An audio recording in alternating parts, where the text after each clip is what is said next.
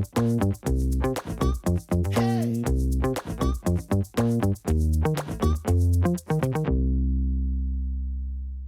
Beach Channel, this is Chef Michael Jacobs, and this is South Florida Food Chat. I'm here with Chef Stephen Parker from Black Tap. Thank you for having me here today. Chef, how are you? Welcome. Thank you for coming. I'm doing good. Thank you. Let's just cut to the chase. New Yorker, born and raised, or raised in Jersey? Born in New York, raised in Jersey.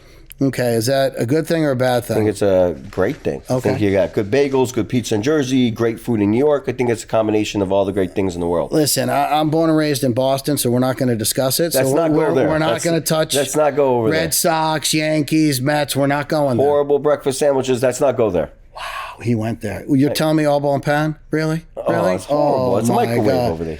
Oh, okay. We won't discuss that. But growing up, how'd you get in the business? Talk to me about stepmom, the whole business. How, why, everything. Start, scratch. My mom, Jewish lady, always did a lot of baking for the holidays. Loved that stuff. Loved all the pies and the cakes and the oven roasted briskets on the New Year's and all that good stuff. Really inspired by my mom.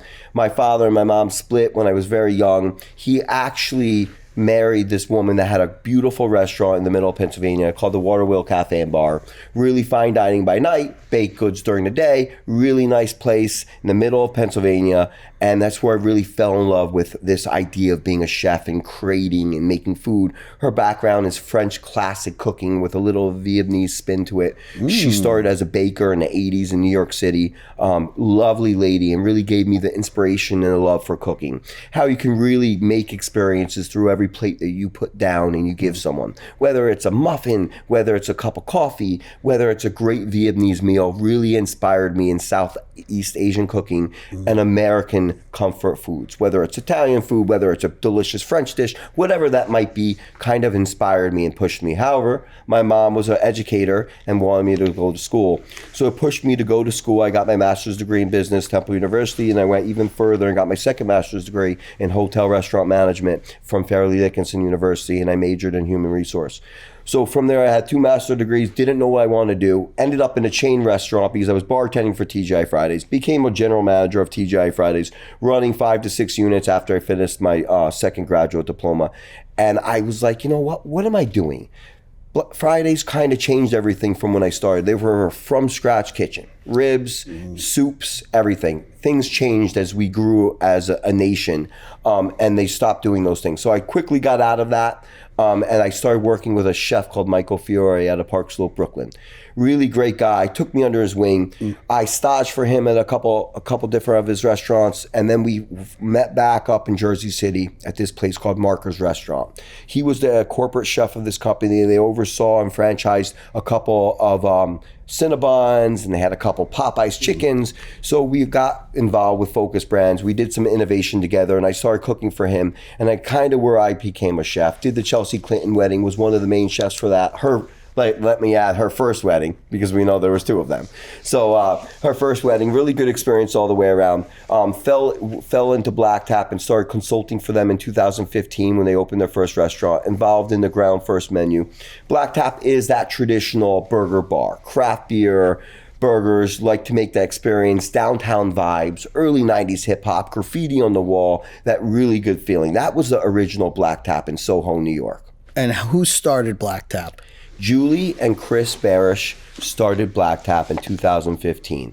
Chris Barish is the son of Keith Barish, which started Planet Hollywood. Great family. Julie went to school in Texas. Really great designer, great mind, loves food. Definitely a huge foodie, brilliant lady. She's the owner along with Chris and the founders. A great experience working with them. And I guess our commonality is that guest experience and kind of pushing it through food. Whether it's a huge milkshake that has a piece of cake in it, or it's a great traditional cheeseburger with 2 slices of cheese and a great sauce on top of it. So same sort of vibe when it comes to our beliefs on how you can really change people's day with, a burger or some French fries or a milkshake. Right. That's amazing. So if you had to explain the difference between the restaurant or your burgers? Is there a big difference on the menu from New York to South Florida? No, there's a lot of things that entangle everything and bring things together. There's a couple special different things on the menus to kind of bring the culture and the special things. Whether you're So you make it relatable to the area. Whether it's Dubai or Singapore or Miami or Dallas, you have something from that culture in that area. So maybe in Dallas, the Texan burger is different. Maybe it has, a spice rub on it. Maybe it has something else on it. Maybe the mayonnaise is different. Maybe you have a special burger here like the Cuban frita burger that we had in Miami, or a key lime pie crazy shake to kind of push that Miami love. Same thing in Singapore, Dubai. We have special local regional items on our menu. How do you do your homework on that, chef? So I go there for 60 to 90 days and I kind of go to restaurants. I meet chefs. Get into the culture. I meet influencers. I do, different interviews and kind of learn about the culture. And that's what I did in Singapore and Malaysia and Dubai. I do that wherever we open. Excellent. And would you say that there's one experience that always brings you back to going to the burger and saying, this is what has to be there? One of these experiences from traveling and seeing that you say, you know what, it's got to be on this next burger, or it's got to be on their burger. It happens to me all the time. Whether it's a hawker's market, which we call food stall market in Singapore, you eat something that has a great chili sauce on it, or you are in the Chinatown of Malaysia and you're eating skewers and you eat this chili sauce, you're like, wow, this needs to be on the burger.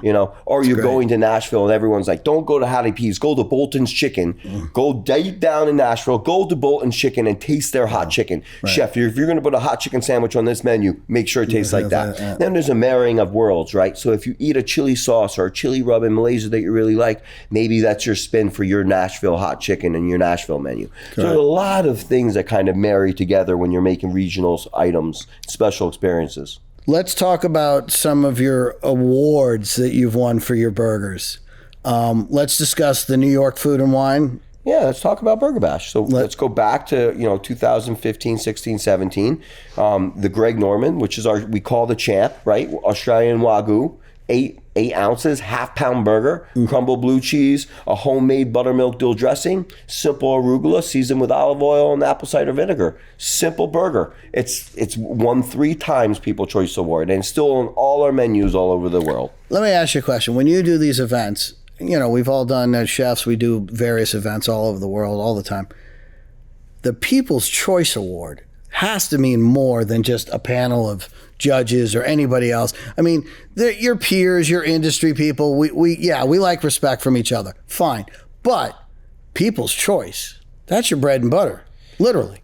People's choice is what matters. In my mind, listen, you could have a bunch of chefs that go on Food Network that say, hey, this burger's the best. But when you get the regular people that actually bring the money home, that help you pay your employees, that help you grow your company, to help you be the person who you are, that means the most. When the people speak, I think that's the biggest thing about it. Listen, I respect the judges. They've definitely done more than me in my lifetime. They're well respected. They've been picked for a reason.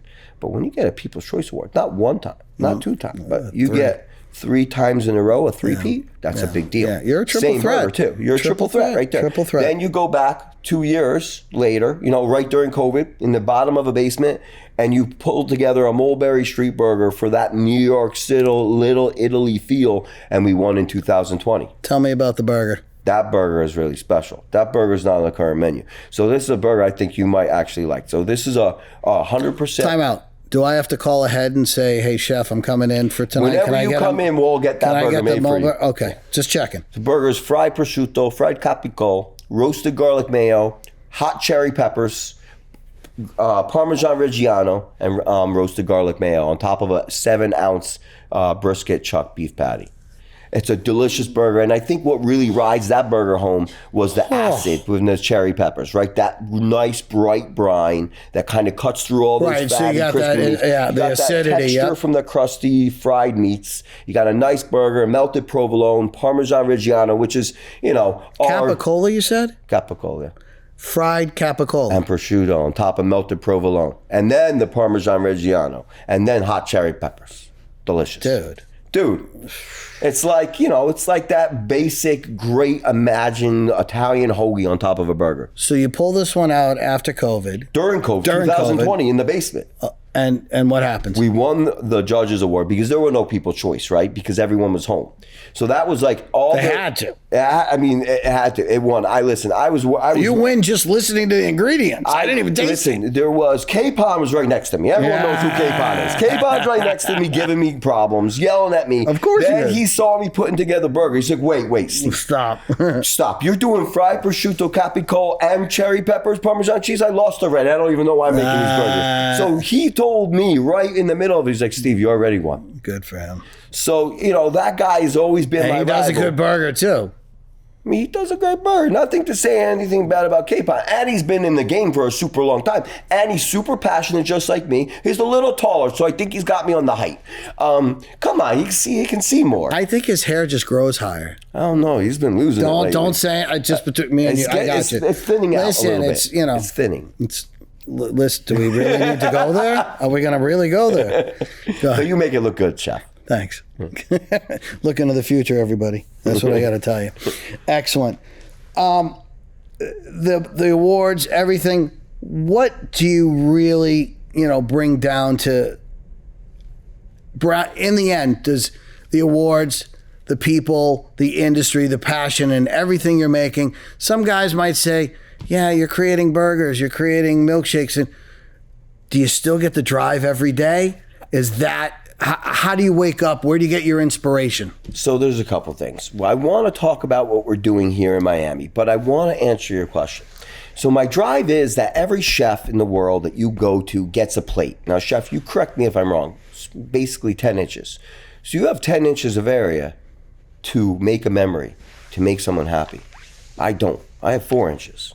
So what I'm saying to you is I got 4 inches to make it happen, to bring all those flavors in. I don't get 2 sides. I don't get a demi-glace sauce. I have a 4-inch bun that I have to make it happen and make that memory. So I think bringing that passion on feeding people burgers and bringing that comfort food and still making memories, whether it's nostalgic, whether it's using, relative, industry things that are going on, whether it's black fermented garlic or chili paste on top of something, whether it's one of these culinary driven things or it's a nostalgic moment, it's our traditional all-American burger. I think that's what really makes me passionate about making burgers.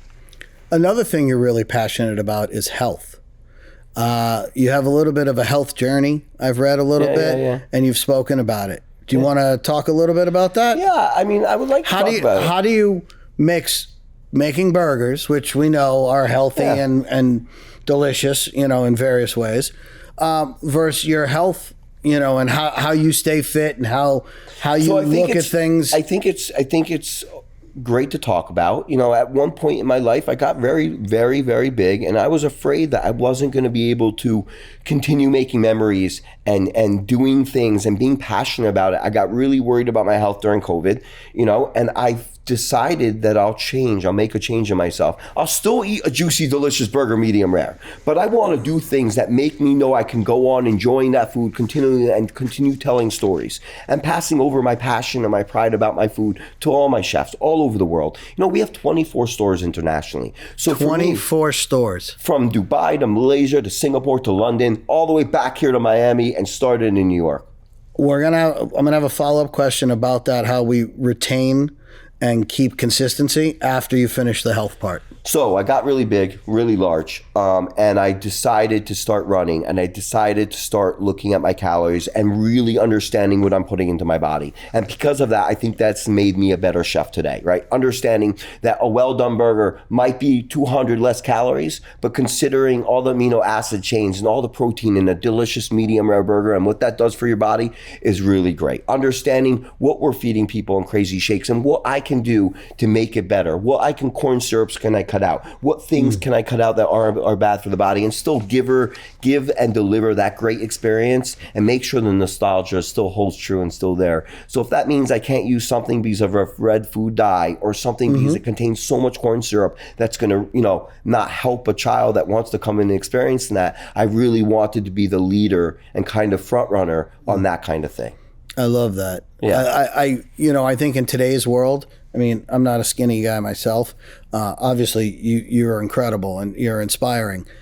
Knowing what we do for a living, how we run it, to take charge of your body and be able to say, I'm going to count my calories, I'm going to look at what I'm eating, and so forth. In our busy world, in your busy world of a day and a life of a chef, that's really hard. So I think really you hard. deserve... Being a part of a 4:30 a.m., a club is really hard. Waking up at 4:30, going to sleep, writing emails, doing calls, doing Zoom calls, Singapore, Malaysia time, 12 hours time difference. It's hard, but it's something that I decided to be disciplined and not forget and understand where I came from and understand where I am. So I think I appreciate everything you said, and I think it's really important for people to put what disciplines and what's good for them in the front row, because at the end of the day, I think it comes trifold for your business because you get all the benefits of it, I love the fact that, you're a healthy guy, eating healthy too, but still you're making great burgers and great milkshakes, and you're concerned about ingredients in those, and you're using better ingredients. I think there's a lot to be said about that. I don't think the average Joe, the average person, takes that into consideration when they're going in to eat these items. Yeah. But I love, as an industry professional, on a side note, being, a large guy, I respect that, and I think the most of it. I think that's amazing, and I think, we should talk about it in the industry more so. I agree. Than shun away from it, because look, you can have a mozzarella stick, you can have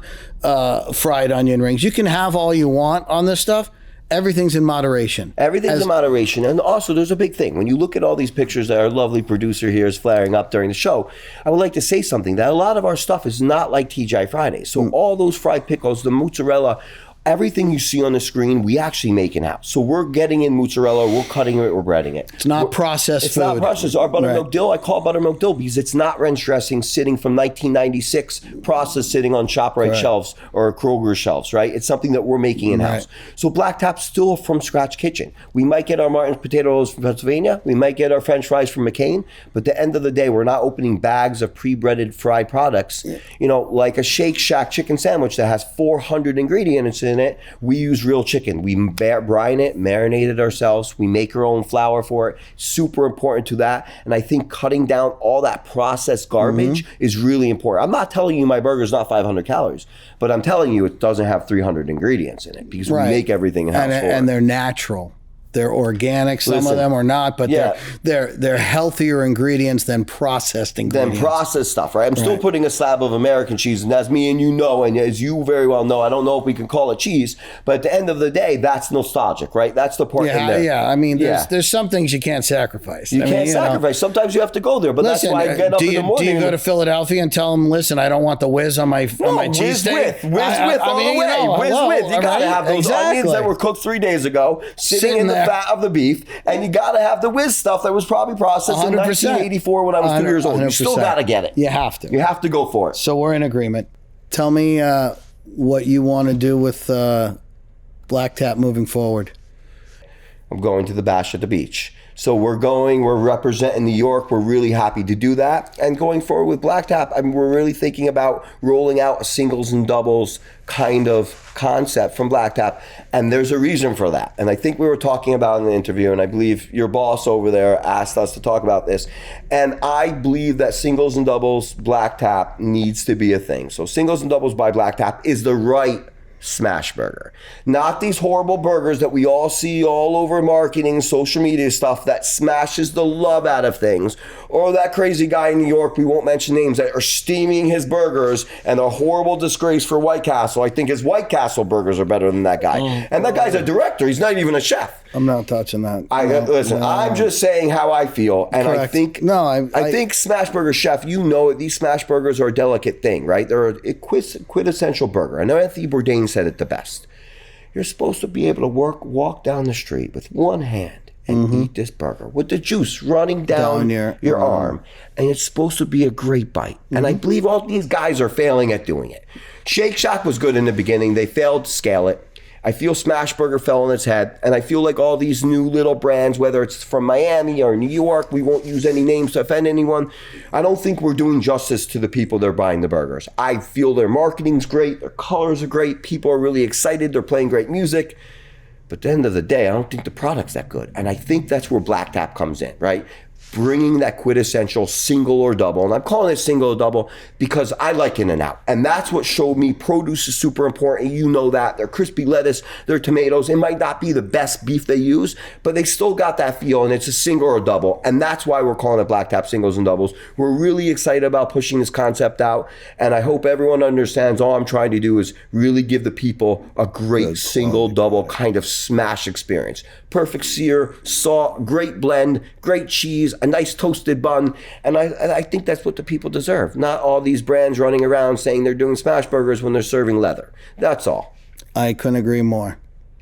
I have one last question we have here at South Florida Food Chat that we love to talk about to end our interviews with.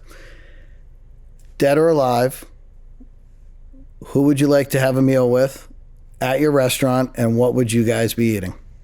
Okay, so it's a very hard question. So it's burgers, or is there anything I want to cook? You can do whatever you want, realistically. I mean, there's one guy I really like a lot, and I don't know why I like this game, but James Gandolfini.